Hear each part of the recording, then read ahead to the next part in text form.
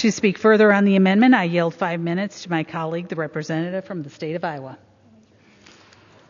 The gentlewoman is recognized. Thank you, Madam Speaker, and I thank my good friend, Congresswoman Fishbaugh, for yielding me time. I urge my colleagues to defeat the previous question so we can take up my bill, H.R. 1897, the REACT Act. My bill would require the Department of Homeland Security to test all migrants illegally crossing our border for COVID-19, whom they plan to release into our communities. Yesterday, I traveled to El Paso, Texas, to meet with the men and women of the United States Customs and Border Protection.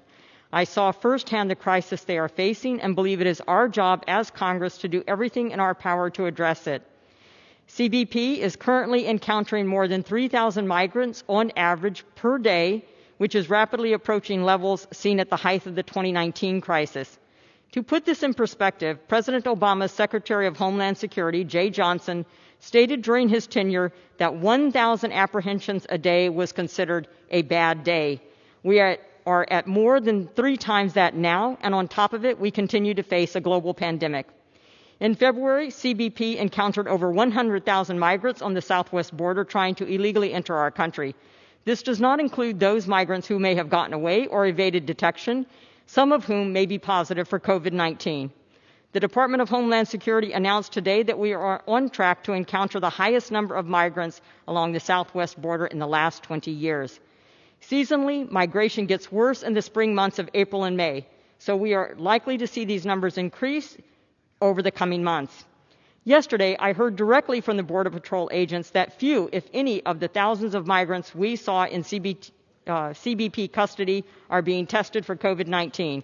These migrants and children in particular are being held in facilities that are already at capacity and often for longer than the 72-hour limit permitted by law.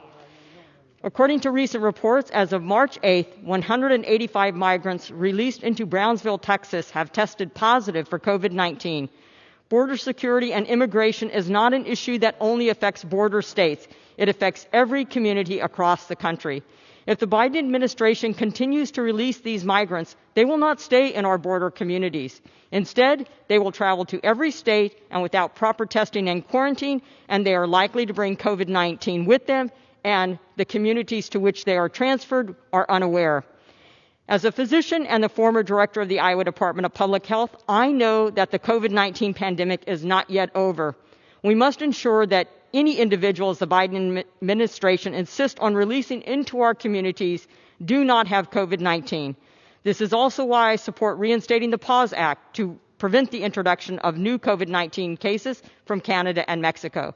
For this reason, I urge my colleagues to support this legislation to require that we keep all of our communities and these migrants safe and stop spreading COVID-19 by voting no on the previous question. Thank you, and I yield back my time.